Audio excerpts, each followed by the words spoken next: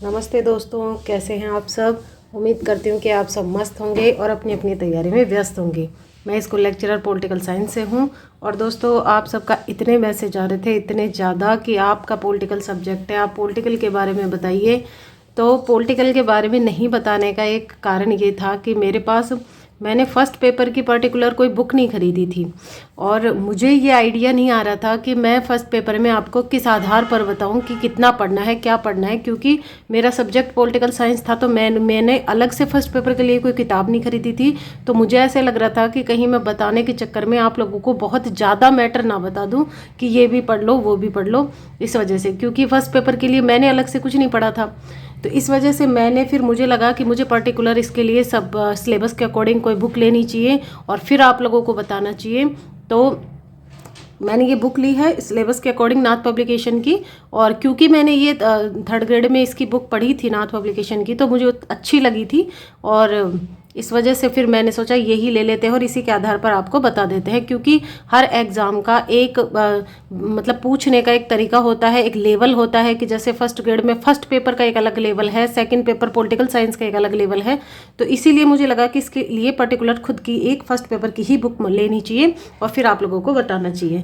तो शुरू करते हैं। देखिए, पॉलिटिकल साइंस को कुछ तो पैटर्न बिल्कुल ही चेंज हो गया है। जैसे हम इसमें आगे पहले पुराने पेपर दे रखे हैं जितने भी आए हुए हैं, तो पिछले जैसे 2012 वाला जब हम पेपर देखते हैं तो पेपर पूछने का एक तरीका ही बिल्कुल अलग था। बहुत ही सिंपल पैटर्न है, बहुत ही सिंपल है। अगर आप कोई पतली सी 20-25 पेज की बुक ले आएंगे तो उसमें से भी काम चल जाता था। 2012 वाला ऐसा ही पेपर है, 2014 वाला ऐसा ही पेपर है, 2016 में भी ऐसा ही पेपर है। राज्यसभा के सदस्यों की निर्वाचन की अवधि, आजकल ऐसे प्रश्न देखने को ही नहीं मिलते, क्योंकि पॉलिटिकल साइंस ने बिल्कुल ही पॉलिटिकल साइंस का लेवल ही चेंज कर दिया है। चाहे किसी भी एग्जाम में हो, लोगों का ये हाल हो गया कि पहले ऐसा होता था कि ऐसा कोई बंदा नहीं होता था जिसके पास पॉलिटिकल साइंस सब्जेक्ट ना हो। लगभग सभी के पास पॉलिटिकल साइंस सब्जेक्ट होती थी। आजकल सब पॉलिटिकल साइंस लेने से ही डरने लग गए, क्योंकि बिल्कुल पैटर्न ही बदल गया। जो खुद हम जैसे खुद पॉलिटिकल के स्टूडेंट हैं, उनको भी पॉलिटिकल करने में दिक्कत आती है, चाहे फर्स्ट पेपर हो चाहे सब्जेक्ट हो। क्योंकि जैसे 5 प्रश्न आते हैं फर्स्ट पेपर में, तो ये तो हम खुद भी उम्मीद नहीं करते कि 5 के 5 हमारे भी सही हो जाएंगे। क्योंकि एग्जामिनर का कुछ भी नहीं होता, कुछ भी पता नहीं है। और आपको पता है कि पढ़ाई का कोई अंत नहीं होता, किसी भी टॉपिक के पढ़ने का कोई अंत नहीं है, कोई लेवल का पता नहीं होता कहाँ से क्या पूछ लेता है। तो मैं तो खुद भी अपना भी ये नहीं मानती थी कि मैं 5 में से 5 सही कर पाऊंगी, क्योंकि कुछ भी नहीं पता किसी का भी। और आपका पढ़ने की एक क्षमता हो सकती है, एक क्षमता होती है, चाहे आपका खुद का ही सब्जेक्ट हो।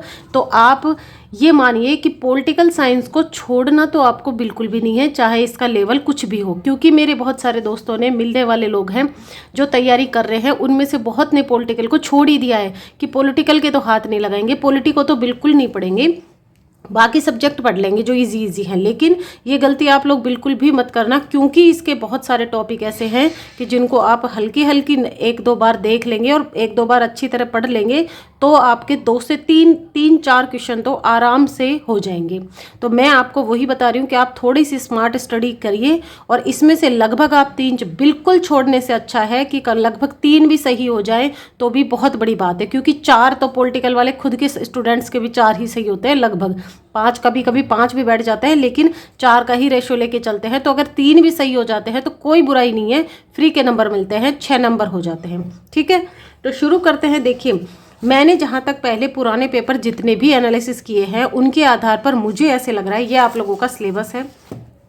भारतीय संविधान की विशेषता, संघ सरकार जिसमें राष्ट्रपति, उपराष्ट्रपति, प्रधानमंत्री और मंत्री परिषद आ जाता है, संसद विधायिका है, उच्चतम न्यायालय है और भारत में चुनाव और विभिन्न आयोग और बोर्ड है। जहाँ तक मुझे लगता है कि कौन से टॉपिक हैं जो आपको बिल्कुल पढ़ने चाहिए और जिनको आपको छोड़ने की गलती नहीं करनी चाहिए। देखिए, भारतीय संविधान की विशेषता 2 घंटे का टॉपिक है, इसको तो आपको पढ़ना ही चाहिए, इसको आपको छोड़ने की बिल्कुल गलती नहीं करनी है। अभी हम देखेंगे कि किसको कैसे पढ़ना है। ठीक है, संघ सरकार में जो राष्ट्रपति हैं, मैं आपको सारा बताऊंगी कि कौन कौन से अनुच्छेद आपको पढ़ने हैं और कहाँ से एग्जामिनर एग्जाम में पूछता है। तो ये इन पे अपन सब पे एक एक दिन एक एक टॉपिक पे बात करेंगे। 6 दिन के 6 टॉपिक हैं। ठीक है, तो देखिए, भारतीय संविधान की विशेषता पे बहुत सिंपल है, कुछ भी नहीं है, विशेषता पूछ ले, उद्देशिका, आपको 2-3 चीज़ें पढ़नी है और अच्छे से ये वाला टॉपिक हो जाएगा। 2 घंटे का टॉपिक है मात्र। संघ सरकार में इनके सबके जो मेन अनुच्छेद है वो पढ़ने हैं और अनुच्छेदों में ही जो मेन चीज़ें हैं जो याद करने वाली हैं, जैसे आपातकाल में कुछ चीज़ें हैं, राष्ट्रपति से संबंधित महाभियोग में कुछ चीज़ें हैं, वो प्रधानमंत्री से संबंधित कुछ चीज़ें हैं, वो हम याद कर लेंगे, कोई दिक्कत नहीं है। मंत्रिपरिषद में 2 या 3 क्वेश्चन ऐसे हैं जो लगभग एग्जाम में बार बार रिपीट होते हैं, वो ही हमको पढ़ने हैं। फिर है संघीय विधायिका। मुझे ऐसे लग रहा है ये टॉपिक इतना बड़ा है, इसमें कुछ चीज़ें हैं जो हमको पढ़नी है। लोकसभा अध्यक्ष और राज्यसभा और लोकसभा से संबंधित 2-4-5 चीज़ें हैं जो हम पढ़ेंगे। बाकी इस टॉपिक का कोई अंत नहीं है, ये बहुत बड़ा टॉपिक है, बहुत ही बड़ा है। इसको आप 5 दिन 7 दिन पढ़ेंगे तो भी ये पूरा होने वाला नहीं है। इसमें से कुछ चीज़ें ऐसी हैं कि जो आपको मैं बताऊँगी कि ये चीज़ें मेरे हिसाब से सही है। मैं भी बहुत बड़ी एक्सपर्ट नहीं हूँ, आप में से ही निकल के आई हूँ, तो मैं भी ये नहीं कह सकती कि जो मैंने बताया है वो ही आएगा, लेकिन हाँ जितना मुझे अनुभव है उतने उस आधार पर मैं आपको बताने की कोशिश करूँगी कि इसमें से आपको कौन कौन सी चीज़ें हैं जो पढ़नी है। ठीक है। उच्चतम न्यायालय हम अच्छे से पढ़ लेंगे, पूरा पढ़ेंगे, क्योंकि उच्चतम न्यायालय पे हर लगभग किसी पेपर में, तो जैसे इस पेपर में तो लगभग ये वाला क्वेश्चन उच्चतम न्यायालय पढ़ेंगे तब भी आता है और ये वाला प्रस्तावना में भी आता है। तो बहुत सारे, हर जितने भी एग्जाम हुए हैं सब में एक सुप्रीम कोर्ट से संबंधित क्वेश्चन आया ही आया है, तो सुप्रीम कोर्ट को अच्छे से पढ़ लेंगे। चुनाव से संबंधित भी लगभग एग्जाम में क्वेश्चन आया है। अगर आप आयोग नहीं पढ़ना चाहते तो आप स्किप कर सकते हैं, क्योंकि एक क्वेश्चन यहाँ से और एक क्वेश्चन यहाँ से, अगर 2 क्वेश्चन नहीं भी, पहली बात तो इसमें से हम पढ़ेंगे, सॉरी इसमें से नहीं, इसमें से हम पढ़ेंगे कुछ थोड़ा बहुत, लेकिन अगर आप ये 4 टॉपिक बहुत अच्छे से देखिए, बिल्कुल छोड़ने से तो अच्छा है कुछ पढ़ लिया जाए, और 5 एक भी क्वेश्चन सही नहीं होने से तो अच्छा है 3 सही हो जाए तो वही बहुत अच्छी बात है। ठीक है, तो इसमें आपको भारतीय संविधान की विशेषताएं बहुत अच्छे से पढ़नी है, उद्देशिका पढ़नी है जो प्रस्तावना है, और भारत के संविधान की विशेषता है जो अच्छे से करेंगे। ठीक है, इसमें से कुछ की पॉइंट है जिनको अपन बहुत अच्छे से करेंगे। संघ सरकार में राष्ट्रपति, उपराष्ट्रपति, प्रधानमंत्री और मंत्रिपरिषद के मेन अनुच्छेद हैं जो बहुत अच्छे से आपको याद करवा देंगे, बिल्कुल टेंशन मत लीजिए। देखिए मैं अब फिर एक बार बोल रही हूँ कि मैं कोई बहुत बड़ी एक्सपर्ट नहीं हूँ, मैं खुद एक स्टूडेंट हूँ, मैं खुद सीख रही हूँ, मैं खुद अभी भी पढ़ रही हूँ, तो ये मैं आपको सिर्फ अपना अनुभव ही बता रही हूँ। ठीक है ना, तो उच्चतम न्यायालय हम पढ़ेंगे। संसद, राज्यसभा और लोकसभा में से कुछ चीज़ें हैं जो बहुत अच्छी हैं और जहाँ से प्रश्न पूछा भी जाता है कई बार, तो वो चीज़ें हम पढ़ेंगे, लेकिन पूरी संसद हम नहीं पढ़ेंगे। उच्चतम न्यायालय पढ़ेंगे हम अच्छे से, भारत में चुनाव को हम पढ़ेंगे, और आयोग में हम मेन आयोग की मेन चीज़ें पढ़ लेंगे। ठीक है, जैसे आयोग में से क्वेश्चन बहुत कम पूछता है, कभी कभी ही पूछा जाता है आयोग में से, और संसदीय विधायिका में से क्वेश्चन वो डेप्थ का पूछता है, जो संघीय विधायिका है उसमें से। अगर सिंपल पूछेगा तो हमारा हो जाएगा, और डेप्थ का पूछेगा तो हमको किसी का भी नहीं होगा। फिर वो आप ऐसे सोच लेना कि आपको नहीं आ रहा तो वो किसी को भी नहीं आएगा। तो बिल्कुल भी छोड़ने की गलती तो पॉलिटी को बिल्कुल भी नहीं करे, ऐसा बहुत भयानक सब्जेक्ट भी नहीं है, लेकिन हाँ लोगों ने कुछ इसको बहुत ही टिपिकल बना दिया है, बहुत डिफ़िकल्ट हो गया है, क्योंकि पूछने का बिल्कुल ही तरीका ही चेंज हो गया है इनका। पहले सिर्फ प्रधानमंत्री याद कर लेते थे, राष्ट्रपति याद कर लेते थे, काम चल जाता था, आजकल उनके अंदर से भी अंदर से अंदर घुसे जा रहे हैं। तो ये हमारा सिलेबस। अब हम देख लेते हैं इसकी पहली, भारतीय संविधान की विशेषता, पहले यूनिट। ठीक है, अब देखिए भारतीय संविधान की जो विशेषता है उसमें से हमको क्या क्या पढ़ना है और क्या क्या छोड़ना है। ये हमारा दिख तो रहा होगा आपको, ये हमारी भारतीय संविधान की विशेषता है। देखिए संविधान की विशेषता हमको सारी पढ़नी है, जो मेन है। ये मेरे पास नाथ पब्लिकेशन की बुक है, मैं आपको बता देती हूँ पहले ही। ये वाली बुक है जिसमें राजस्थान का भूगोल और भारतीय राज्य व्यवस्था है। इसकी शायद ऑब्जेक्टिव भी आ गई है, तो आप देख लेना। वैसे ये कोई प्रमोशन वाली वो नहीं है, मुझे पर्सनली इनकी किताबें बहुत अच्छी लगती हैं। कलाम और मैं इन्हीं की 2 ही पब्लिकेशन की किताबें ज़्यादा पढ़ती हूँ, और बुक्स में तो, और इसलिए मैंने ये ली है। आप इसकी ऑब्जेक्टिव आ गई हो तो वो भी ले लेना, क्योंकि जिसकी भी आप थ्योरी पढ़ रहे हैं उसकी ऑब्जेक्टिव होना आपको बहुत जरूरी है। ठीक है, तो संविधान की प्रमुख विशेषताएं देखिए। पहला तो हो गया लिखित और विस्तृत संविधान। तो लिखित और विस्तृत संविधान का मतलब तो ये हो गया कि भारत का संविधान विश्व का सबसे लंबा लिखित संविधान है, ये हमको पता ही है। और जबकि अमेरिका का संविधान है वो सबसे छोटा संविधान है, भारत का सबसे बड़ा है, क्योंकि देखिए 395 अनुच्छेद हैं, 22 भाग हैं और 8 अनुसूचियाँ थी। पहले।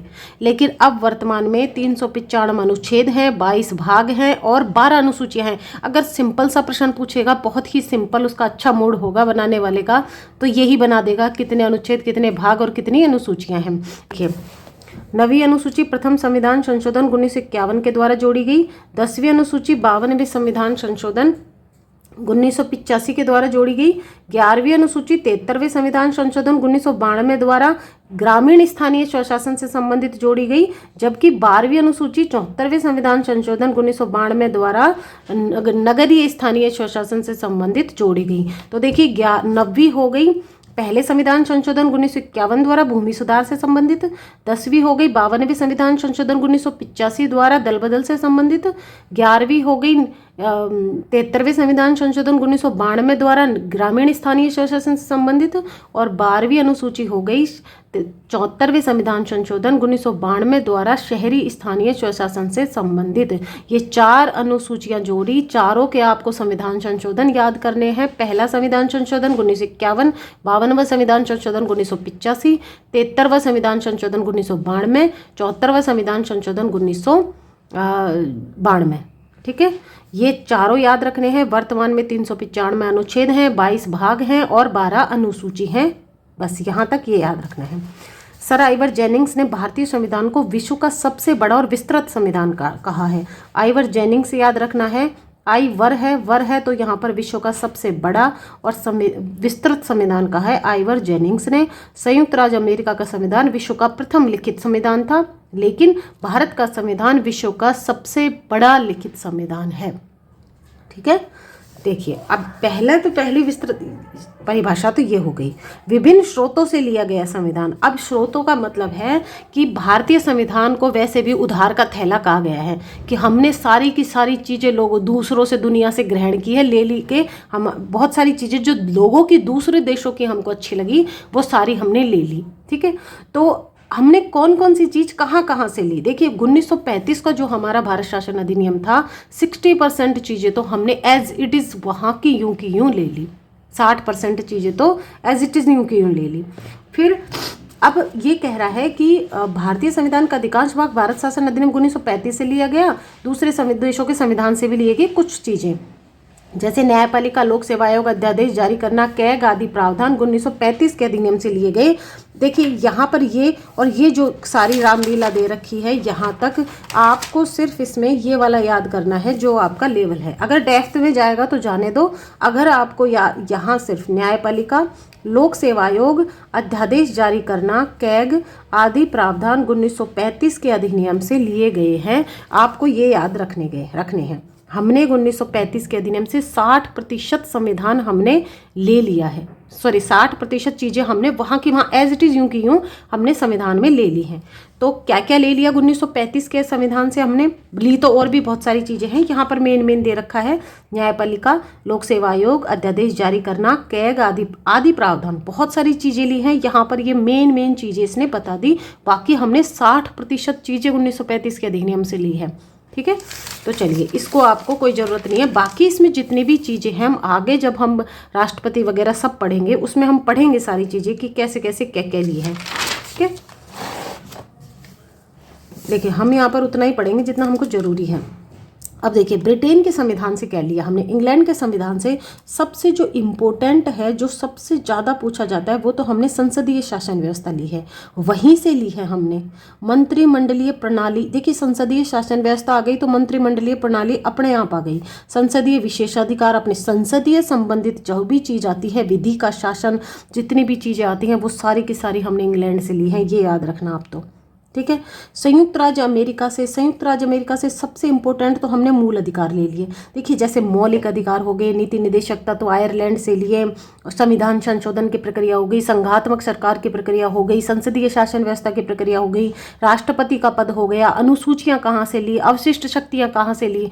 कुछ 10-15 टॉपिक ऐसे हैं कि जो हमको याद रखने हैं कि ये चीज़ें कहाँ से ली, क्योंकि मोस्टली वो उन्हीं से घूम फिर के पूछता है। और अगर कोई ज़्यादा ही डेप्थ में अंदर से घुसेगा तो फिर वो सोच लेना किसी से नहीं होगा वो क्वेश्चन। ठीक है, तो जैसे संसदीय शासन प्रणाली, हमने टोटल चीज़ें संसदीय शासन प्रणाली की लगभग चीज़ें हमने इंग्लैंड से ही ली हैं, क्योंकि वहाँ पर विश्व का सबसे अच्छा संसदात्मक शासन व्यवस्था पुराना है, तो वहीं से हमने भी ग्रहण किया है।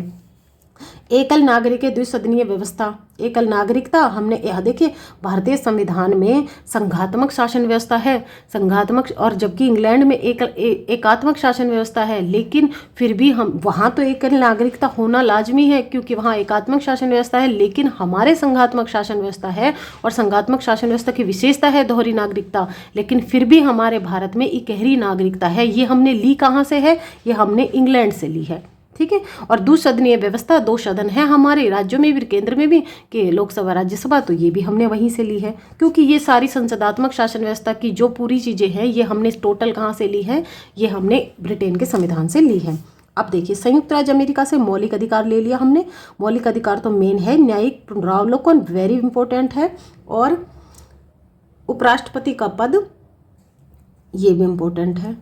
स्वतंत्र न्यायपालिका, ये संघात्मक शासन व्यवस्था से संबंधित है। वित्तीय आपातकाल, चलो आप तो यही याद रख लेना। मूल अधिकार, न्यायिक पुनरावलोकन, न्यायाधीशों को हटाने की प्रक्रिया भी वहीं से ली है, और उपराष्ट्रपति का पद ये याद रख लेना। जर्मनी के संविधान से आपातकाल लिया है। एक बात एक ही याद रखना बस, जर्मनी से आपातकाल और जापान से विधि द्वारा स्थापित प्रक्रिया।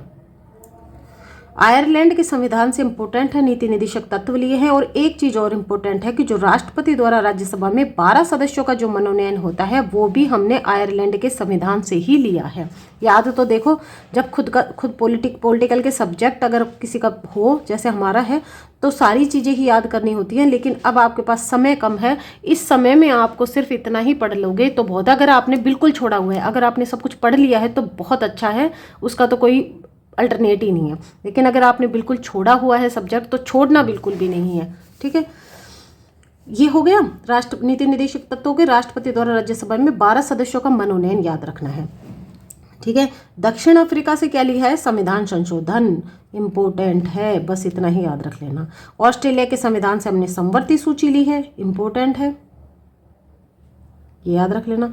पूर्व सोवियत संघ यानी कि रूस से हमने मूल कर्तव्य लिए हैं, ये याद रख लेना। इतना ही याद रखना है। आप एक पेज में लिख लेना जो जो इम्पोर्टेंट है, जैसे यहाँ पर ब्रिटेन से ये, अमेरिका से ये, जर्मनी से, जापान से, आयरलैंड से, ऐसे, ठीक है। कनाडा के संविधान, कनाडा का इम्पोर्टेंट है। एक तो जो सबसे ज़्यादा पूछा जाता है, अवशिष्ट शक्तियाँ, दिख तो रहा होगा ना आपको। अवशिष्ट शक्तियाँ कहाँ से ली है? अवशिष्ट शक्तियाँ हमने कनाडा से ली हैं। सशक्त केंद्रीय संघात्मक शासन व्यवस्था की सारी चीज़ें हमने यहीं से एज इट इज़ उतार ली। इनकी और हमारी बहुत सिमिलर चीज़ें हैं।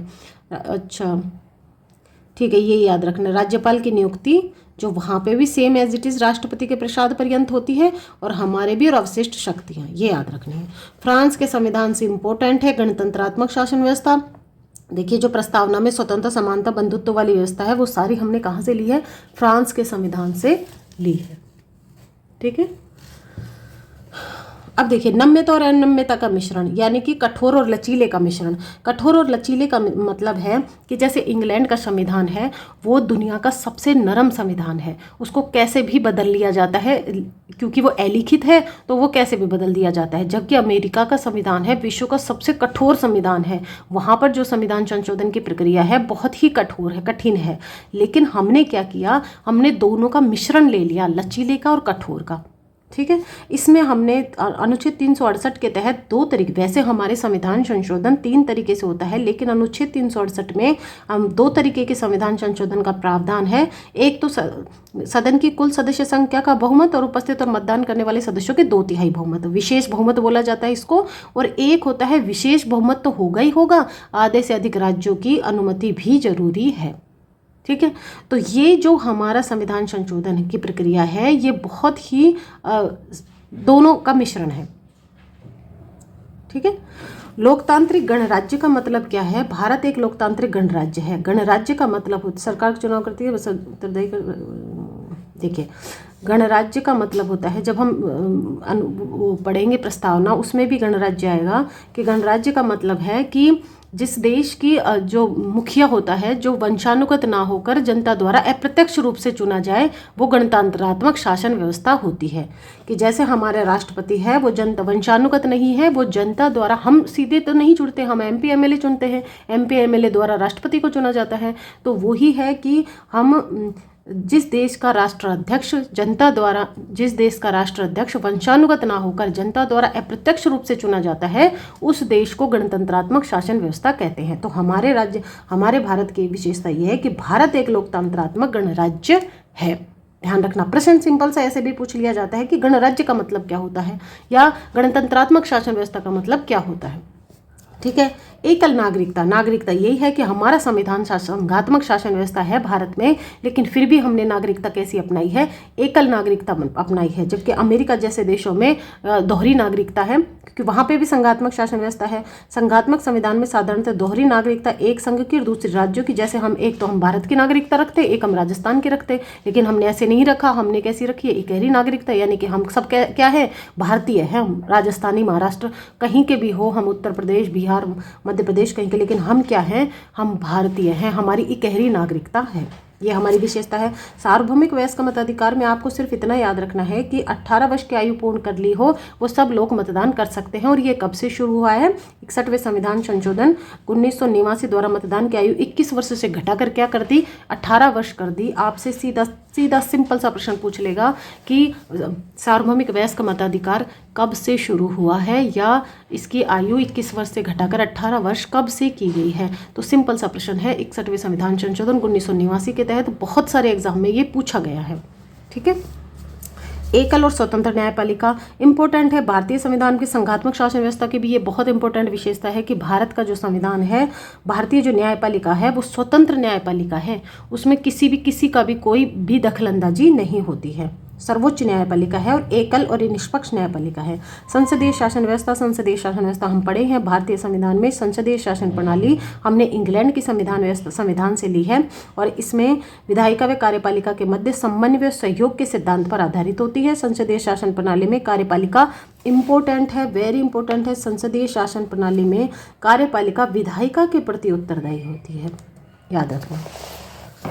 अब ये एग्ज़ाम में बहुत बार पूछा जा चुका है, वेस्ट मिनिस्टर प्रणाली, संसदीय शासन प्रणाली को वेस्ट मिनिस्टर मॉडल या उत्तरदायी सरकार, मंत्रिमंडलीय सरकार भी कहा जाता है। प्रश्न सीधा से ऐसे बनेगा कि संसदीय शासन प्रणाली की विशेषता नहीं है, 3 दे देंगे, वेस्ट मिनिस्टर मॉडल, उत्तरदायी सरकार, मंत्रिमंडलीय सरकार, या और एक और कुछ संघात्मक की दे देंगे या किसी की भी दे देंगे। तो हमको याद रखना है, वेस्ट मिनिस्टर मॉडल भी संसदीय शासन व्यवस्था को कहते हैं, उत्तरदायी सरकार भी इसी को कहते हैं, मंत्रिमंडलीय सरकार भी इसी को कहा जाता है। ब्रिटेन संसदीय शासन प्रणाली का जनक है, हमने भी वहीं से लिया है। मूल अधिकार हमारे हैं। मूल अधिकार में देखिए, वैसे आपके सिलेबस में मूल अधिकार टॉपिक नहीं दिया गया, लेकिन फिर भी आपको इतना याद रखना है कि भाग 3 में अनुच्छेद 12 से 35 तक मूल अधिकार शामिल किए गए हैं। नीति निर्देशक तत्वों को भी ऐसे याद रखना है। भाग 4 में 35 खत्म होते ही 36 से 51 तक वो दिए हैं और 52 अनुच्छेद 52 से फिर राष्ट्रपति शुरू हो ही गया। तो ऐसे याद रखना है, भाग 3, भाग 4 और राष्ट्रपति का भाग 5। तो भाग 3 में अनुच्छेद 12 से 35 तक मूल अधिकार दिए गए हैं। भाग 4 में नीति निर्देशक तत्व दिए गए हैं अनुच्छेद 36 से 51 में, और नीति निर्देशक तत्वों का आयरलैंड के संविधान से लिया है, हमने पढ़ा ही था। और भाग 4 में कल्याणकारी राज्य की अवधारणा के रूप में इनको साकार किया गया है। प्रश्न पूछ ले कि कल्याणकारी राज्य की अवधारणा के रूप में भारतीय संविधान ने क्या अपनाया है, तो नीति निर्देशक तत्व अपनाए हैं। ये मैं आपको थोड़ा सा ओवरव्यू दे रही हूँ, इसके बाद में अगर आप बुक पढ़ेंगे तो मेरे हिसाब से आपको समझ में आ जाएगी, क्योंकि इससे ज़्यादा सिंपल भाषा नहीं हो सकती इस टॉपिक की। संसदीय संप्रभुता, न्यायिक सर्वोच्चता में समन्वय। भारतीय संविधान में ब्रिटेन की संसदीय संप्रभुता तथा अमेरिका की न्यायिक सर्वोच्चता के बीच समन्वय स्थापित किया गया है। भारतीय संसदीय प्रणाली, ब्रिटिश संसदीय प्रणाली। अब देखिए, प्रश्न आपसे सीधा सिंपल, अगर कठिन थोड़ा सा कठिन पूछेगा तो ऐसे पूछेगा कि संसदात्मक सरकार की विशेषता है, भारतीय संसदात्मक शासन की विशेषता है, उसमें आपको बोलेगा संसदीय सर्वोच्चता। तो ध्यान रखना है, भारतीय संविधान ने संसदीय सर्वोच्चता को नहीं अपनाया है, ये इंग्लैंड की विशेषता है। क्योंकि अगर संसदात्मक शासन है तो आप ये मत समझ लेना कि हमने संसद की सर्वोच्चता को अपना लिया, बिल्कुल नहीं। हमारे यहाँ पर संविधान ही सर्वोच्च है। हम ये ब्रिटेन की संसदात्मक व्यवस्था की विशेषता है संसदीय सर्वोच्चता, और शायद किसी एग्जाम में ये क्वेश्चन पूछा भी गया है, इसलिए मुझे ध्यान है। भारतीय संसदीय प्रणाली ब्रिटिश संसदीय प्रणाली से अलग है। सर्वोच्च न्यायालय न्यायिक पुनरावलोकन के माध्यम से कानूनों को असंवैधानिक घोषित कर सकता है। ये न्यायिक पुनरावलोकन का मतलब यही है कि व्यवस्था विधायिका द्वारा कोई कानून बनाया गया है और वो लग रहा है कि न्यायपालिका को कि वो थोड़ा सा गलत है कहीं भी, तो न्यायपालिका उसको क्या कर सकती है, उसको असंवैधानिक घोषित कर सकती है। वहीं दूसरी ओर संसद अपनी संवैधानिक शक्ति के माध्यम से संविधान में संशोधन कर सकती है। ये प्रश्न आया हुआ है, इम्पोर्टेंट है, वेरी इंपॉर्टेंट है। अगर डेप्थ का पूछेगा तो हमने संसदीय सर्वोच्चता को नहीं अपनाया है, ध्यान रखना है, नहीं अपनाया है हमने, ठीक है। क्योंकि अगर संसदीय सर्वोच्चता हमारे अपनाई होती तो ना तो न्यायिक पुनरावलोकन होता और ना संसद पे कोई लगाम होती, जजे जैसे काम करती फिर वो, ठीक है।